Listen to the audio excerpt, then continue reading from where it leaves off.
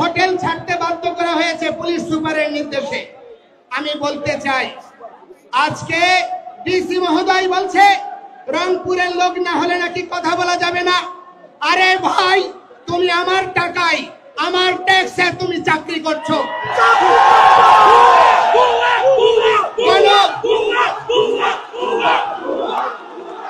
গণকর্মচারী প্রজাতন্ত্রের প্রতিটি নাগরিককে ন্যায্য সম্মান প্রদর্শন করবে, অথচ আজ পর্যন্ত সেই প্রচেষ্টাকারীদেরকে কখনো দণ্ড দেওয়া হয়নি, বরঞ্চ তাদেরকে পুরস্কৃত করা হয়েছে।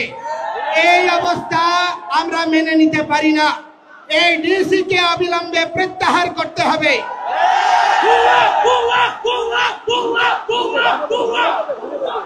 আমি বলতে চাই, আমি এই বৃহত্তর রংপুরের সেনাবাহিনীকে আমি কৃতজ্ঞতা জানাই, ধন্যবাদ জানাই।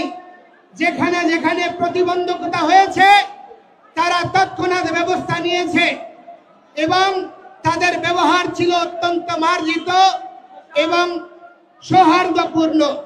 অথচ আমরা সেনাবাহিনীর কাছে দাবি করব, সেনাবাহিনী বা প্রশাসনের যে একটি ক্ষুদ্র অংশ চট্টগ্রামে হাজারীগালির ঘটনায় অনেক নিরীহ হিন্দুদেরকে নির্যাতন নিপীড়ন করেছে, বিচার বিভাগীয় তদন্তের দ্বারা তাদের শাস্তি নিশ্চিত করে, যারা প্রকৃত অপরাধী তাদেরকে চিহ্নিত করে সেই সমস্ত ব্যবস্থার স্থায়ী নিরসন করার।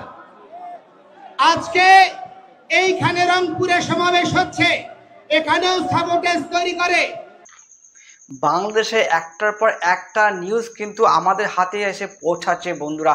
আমরা তো অবাক হয়ে যাচ্ছি যে বাংলাদেশে মাত্র কয়েকজন, মানে বলতে পারে 100%, বাংলাদেশে 100% যে জনসংখ্যা আছে তার মধ্যে এখন 10% থেকেও কমে গেছে হিন্দু, বৌদ্ধ, খ্রিস্টান এই সমস্ত সম্প্রদায়ের লোক, মুসলিম ছাড়া আদার্স যারা আছে তারা মাত্র কিছু সংখ্যক লোক এখন বাংলাদেশে বসবাস করছে।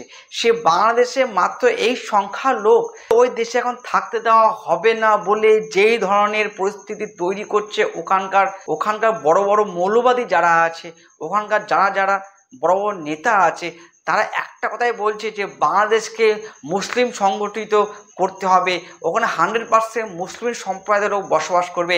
এই সমস্ত স্লোগান কিন্তু ওখানকার যারা বড় বড় নেতারা আছে, মুসলিম বড় বড় সম্প্রদায়ের লোকেরা আছে, মুসলিম সংগঠনের লোকরা আছে, তারা কিন্তু একটাই কথা বলে আসছে।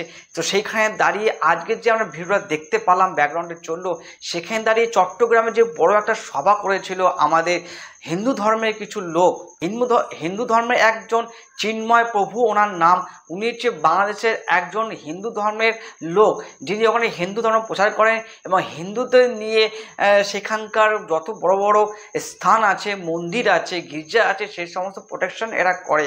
তো সেখানে দাঁড়িয়ে যে সভা করতে গেছিলো, আজকে সভা করতে গেছেন চিন্ময় প্রভু, সে চিন্ময় প্রভুকে কি হারে পুলিশরা ওখানে বাধা দিয়েছে যাতে ওখানে সভাটা করতে না দেওয়া হয়।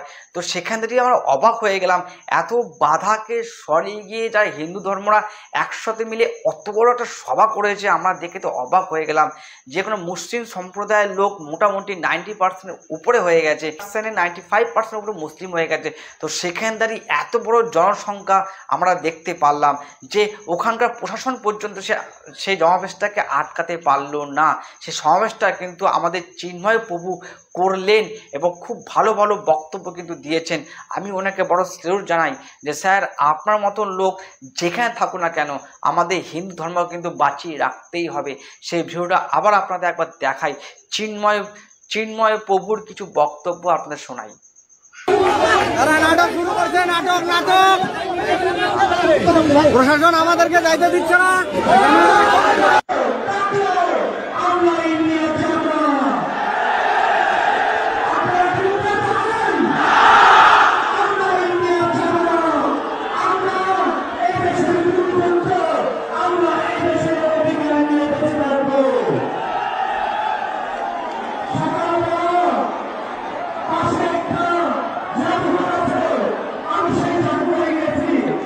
সেখানে আমার বিশ্ববন্ধু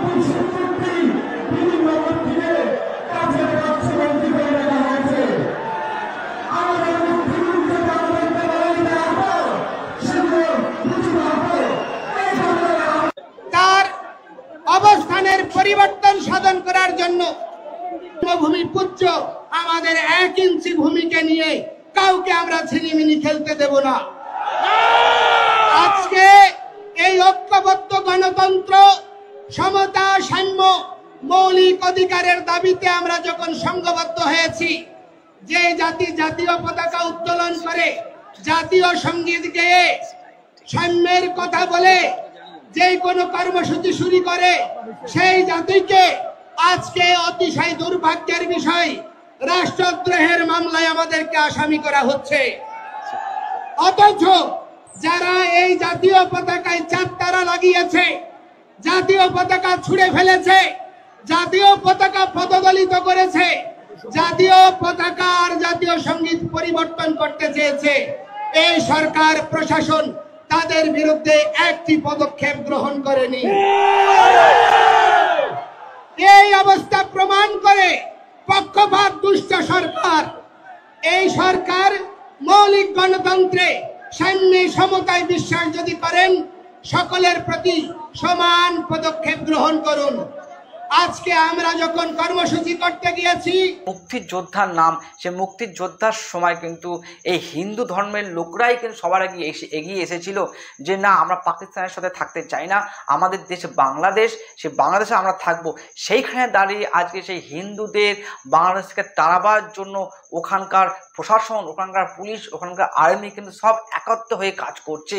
সেই ভিডিও কিন্তু আমরা দেখেছি বারবার। এবং ওখানে যে শেখ হাসিনা সরকার ছিল, সে সরকারকে পর্যন্ত বাংলাদেশ থেকে তাড়িয়ে দেওয়া হয়েছে। বর্তমানে যা পরিস্থিতি দেখতে পাচ্ছি বাংলাদেশের, যে বাংলাদেশের আম পাবলিকের যে হারে ক্ষতি হচ্ছে, ওই দেশের জিডিপি যেভাবে নেমে গেছে, বাংলাদেশের ব্যবসা বাণিজ্য যেভাবে ক্ষতির মুখে পড়ে গেছে, সেদিকে কিন্তু এই সমস্ত কঠোর মৌলবাদী কিছু কিছু ইসলামিক লোক যারা আছে, মুসলিম সম্প্রদায়ের লোক, তারা কিন্তু উঠে পড়ে লেগেছে শুধু তাদের ধর্মকে প্রচার করার জন্য। তাদের দেশকে প্রচার তারা করছে না। তার দেশ দিনের পর দিন নিচে নেমে যাচ্ছে, জিডিপি নষ্ট হয়ে যাচ্ছে, ব্যবসা নষ্ট হয়ে যাচ্ছে, তাতে এই সমস্ত লোকদের কিচ্ছু যায় আসে না। এরা শুধু দেখছে যে আমাদের ধর্ম মানে মুসলিম ধর্মকে সবার কাছে প্রতিষ্ঠিত করব, সবাইকে মুসলিমে কনভার্ট করব, এই সমস্ত করতে গিয়ে তো আপনাদের দেশের দিনের পর দিন খারাপ অবস্থা হয়ে গেছে।